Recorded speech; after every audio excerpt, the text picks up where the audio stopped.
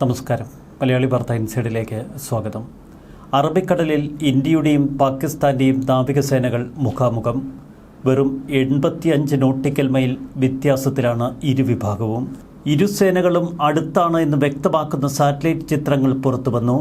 Gujarat തീരത്തിന് 85 nautical mile അകലെ Indian നാവികസേനയുടെ naval firing. Pak നാവികസേനയും അഭ്യാസങ്ങൾ നടത്തി. ഒരു ദൗത്യവും അകലെയല്ല, ഒരു കടലും അത്ര വലുതുമല്ല. ഈ കുറിപ്പോടെ പടക്കപ്പലുകളുടെ ചിത്രം ഇക്കഴിഞ്ഞ ദിവസം നാവികസേന എക്സിൽ പങ്കുവച്ചിരുന്നു. പഹൽഗാം ഭീകരാക്രമണത്തിന് മറുപടി നൽകാൻ എല്ലാ സേനാ വിഭാഗങ്ങൾക്കും പൂർണ്ണ സ്വാതന്ത്ര്യമാണ് ഇന്ത്യയുടെ പ്രധാനമന്ത്രി നരേന്ദ്രമോദി നൽകിയത്. അതിന് തൊട്ടുപിന്നാലെയായിരുന്നു നാവികസേനയുടെ ഈ കുറിപ്പ്. ഗുജറാത്തിന് സമീപമുള്ള പാകിസ്ഥാൻ ട്രിൽ സോണിന് സമീപമാണ് ഇന്ത്യൻ നാവികസേന ലൈവ് ഫയർ അഭ്യാസ പ്രകടനം പ്രഖ്യാപിച്ചത്. ഗുജറാത്ത് തീരപ്രദേശത്തിന് സമീപം 4 പച്ച നോട്ടിഫിക്കേഷനുകൾ ഇന്ത്യ പുറപ്പെടുവിച്ചു. പച്ച നോട്ടിഫിക്കേഷനുകൾ മറ്റ് കപ്പലുകൾക്കും ഇതര നാവികസേനകൾക്കുമുള്ള മുന്നറിയിപ്പാണ്.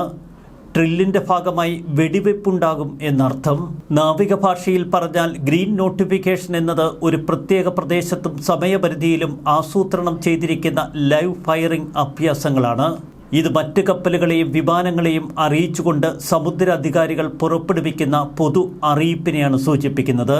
സൈനിക പ്രവർത്തനങ്ങളിൽ നിയുക്ത മേഖലകൾ ഒഴിവാക്കാൻ സിവിലിയൻ വാണിജ്യ കപ്പലുകൾക്ക് മുന്നറിയിപ്പ് നൽകുന്നതിലൂടെ സുരക്ഷ ഉറപ്പാക്കുകയാണ് നാവികസേന.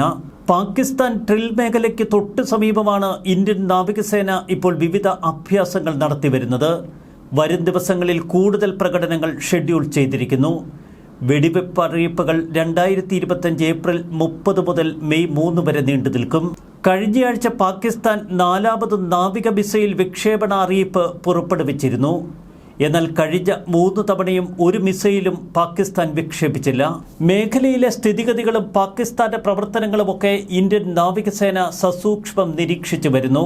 ഇരു രാജ്യങ്ങളും തമ്മിലുള്ള സംഘർഷം രൂക്ഷമായ പശ്ചാത്തലത്തിൽ അറബിക്കടലിൽ ഇരുസേനകളും മുഖാമുഖം നിൽക്കുന്നത് കൂടുതൽ സംഘർഷ സാധ്യത വർദ്ധിപ്പിക്കുന്നു. നാവിക അഭ്യാസങ്ങളുടെ ഭാഗമായി ഇന്ത്യൻ നാവികസേനയുടെ കപ്പലുകൾ അറബിക്കടലിൽ ഒന്നിലധികം കപ്പൽവേദ മിസൈൽ വിക്ഷേപണങ്ങൾ നടത്തിക്കഴിഞ്ഞു. അറബിക്കടലിൽ മധ്യത്തിലുള്ള യുദ്ധക്കപ്പലുകളിൽ നിന്ന് ബ്രഹ്മോസ് കപ്പൽവേദ ഉപരിതലവേദ ക്രൂയിസ് മിസൈലുകൾ തൊടുത്തുവിടുന്നതിന്റെ ദൃശ്യങ്ങൾ ഇന്ത്യൻ നാവികസേന തന്നെ പുറത്തുവിട്ടിരുന്നു. സമുദ്ര യുദ്ധ സാഹചര്യങ്ങളിൽ ഇന്ത്യൻ നാവികസേനയുടെ പ്രവർത്തന സന്നദ്ധതയും കൃത്യതയും പ്രകരശേഷിയും സാധൂകരിക്കുന്നതാണ് ഈ വീഡിയോ ദൃശ്യങ്ങൾ. എന്നാൽ മിസൈൽ അഭ്യാസങ്ങൾ പ്രഖ്യാപിച്ച പാകിസ്ഥാൻ എന്തുകൊണ്ട് ഇത്തരം അഭ്യാസ പ്രകടനങ്ങളിലേക്ക് കടന്നില്ല? ഇന്ത്യയെ കൂടുതൽ പ്രകോപിപ്പിക്കേണ്ട എന്നത് തന്നെയാണോ ഇതുകൊണ്ട് അർത്ഥമാക്കുന്നത്?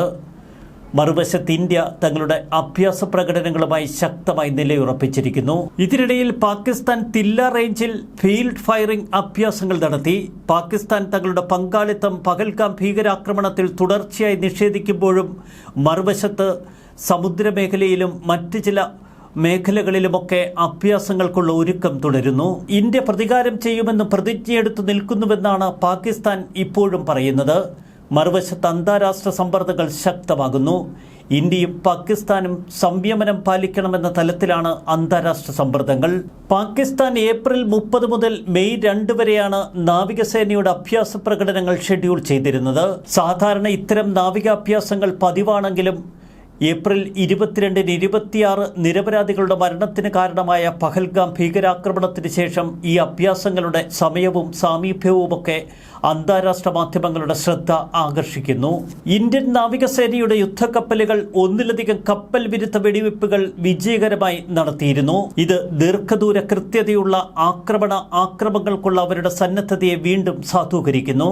പാകിസ്ഥാനെതിരെ കടുത്ത നടപടികൾ തുടരുന്നതിനിടയിലാണ് ഇന്ത്യ ശക്തമായി അറബിക്കടലിൽ ഇപ്പോൾ നിലയുറപ്പിച്ചിരിക്കുന്നത്. ഇതിനിടയിൽ പാകിസ്ഥാന് മേൽ കനത്ത നടപടികൾ ഇന്ത്യ തുടരുകയാണ്. പടിഞ്ഞാറൻ അതിർത്തിയിൽ അത്യാധുനിക ജാമിംഗ് സംവിധാനങ്ങൾ ഇന്ത്യ വിന്യസിച്ചു. ഏപ്രിൽ 30 മുതൽ മെയ് 23 വരെ പാക് വിമാനങ്ങൾക്ക് പൂർണ്ണ വിലക്ക്. വ്യോമാതിർത്തി അടച്ചതിന് തൊട്ടു പിന്നാലെയാണ് ഇപ്പോൾ പാകിസ്ഥാൻ സൈനിക വിമാനങ്ങൾ ഉപയോഗിക്കുന്ന ഗ്ലോബൽ നാവിഗേഷൻ സാറ്റലൈറ്റ് സിസ്റ്റം സിഗ്നലുകളെ തടസ്സപ്പെടുത്തുന്നതിനായി ഇന്ത്യ ജാമിംഗ് സംവിധാനങ്ങൾ വിന്യസിച്ചിരിക്കുന്നത്. ഇന്ത്യയുടെ ഈ നീക്കം പാക് വിമാനങ്ങളുടെ ദിശ നിർണയശേഷിയും ആക്രമണശേഷിയും ഗണ്യമായി കുറയ്ക്കുമെന്നാണ് ഈ രംഗത്തെ വിദഗ്ധർ പറയുന്നത്. GPS, ഗ്ലോനാസ്, ബെയ്ഡോ എന്നിവയുൾപ്പെടെ ഒന്നിലധികം ഉപഗ്രഹാധിഷ്ഠിത നാവിഗേഷൻ പ്ലാറ്റ്ഫോമുകളിൽ തടസ്സങ്ങൾ സൃഷ്ടിക്കാൻ ഇന്ത്യൻ ജാമിംഗ് സംവിധാനങ്ങൾക്ക് കഴിയും. ഇവയെല്ലാം പാകിസ്ഥാൻ സൈനിക വിമാനങ്ങൾ ഉപയോഗിക്കുന്നുണ്ട് എന്നും വൃത്തങ്ങൾ വ്യക്തമാക്കി. അതിശക്തമായ പ്രതിരോധമാണ് ഓരോ മണിക്കൂറുകളിലും ഇന്ത്യ കടുപ്പിക്കുന്നത്. പാകിസ്ഥാൻ എയർലൈൻസ് വിമാനങ്ങൾക്കും പാകിസ്ഥാനിലേക്ക് സർവീസ് നടത്തുന്ന കമ്പനികൾക്കും ഇന്ത്യൻ വ്യോമപാത ഇനി ഉപയോഗിക്കാനാവില്ല. ശക്തമായ നിയന്ത്രണങ്ങളും പ്രതിരോധ നടപടികളുമായി ഇന്ത്യ കുതിക്കുന്നു.